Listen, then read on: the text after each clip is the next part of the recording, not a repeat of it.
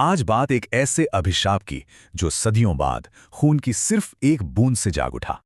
कहानी शुरू होती है एक रात से, जब दीप्ति एक भूता खंडहर में गिर जाती है और एक पुरानी बुराई को जगा देती है। बस ये एक छोटा सा हादसा और पूरे गांव में दहशत और खौफ की एक लहर दौड़ जाती है। अचानक जो किस्से कहानियों में था वो हकीकत बन जाता है। गांव पर एक भयानक साया मंडराने लगता है।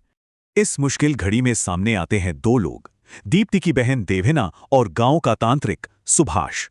मामला तब और बिगड़ जाता है जब दीप्ति पर किसी आत्मा का साया पड़ जाता है।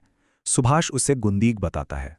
गांव वालों का मानना है कि गुंदीक एक डायन थी जिसे सदियों पहले गांव में महामारी फैलाने के जुर्म में फांसी दी गई थी।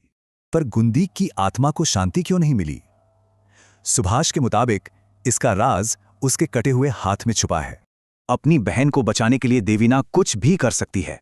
वो एक खतरनाक अनुष्ठान के लिए तैयार हो जाती है।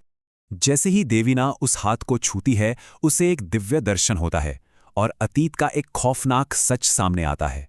सच तो ये था कि असली विलन पुजारी ऋषिधर था, जिसने अपने पाप छुपाने के लिए गुंदीक को फंसा दिया था। और यहीं कहानी का सबसे बड़ा मोड़ आता है। जिसे हम हीरो और विलन समझ रहे थे वो कोई और हैं। मतलब देविना ही गुंदीक है और सुभाष ही ऋषिधर। नायक और खलनायक की भूमिकाएं पूरी तरह बदल जाती हैं। तो ये सारा संकट सुभाष का ही रचा हुआ था, ताकि वो देविना को धोखा देकर अपना सदियों पुराना मकसद पूरा कर सके। सच जानकर देविना लौटती है और सबके सामने सुभाष को ऋषिधर कहकर पुकारती है। अब टकराव अपने चरम पर है। चंद्र ग्रहण खत्म होने से पहले देविना को फैसला लेना होगा। सुभाष दीप्ति को बंधक बना लेता है। तभी देविना का एक दोस्त सुमित सुभाष पर हमला कर देता है।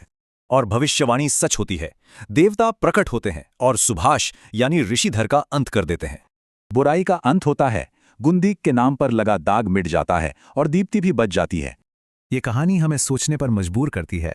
क्या किस्मत और न्याय अपना रास्ता ढूंढ ही लेते हैं, चाहे कितने ही जन्म क्यों न लगें?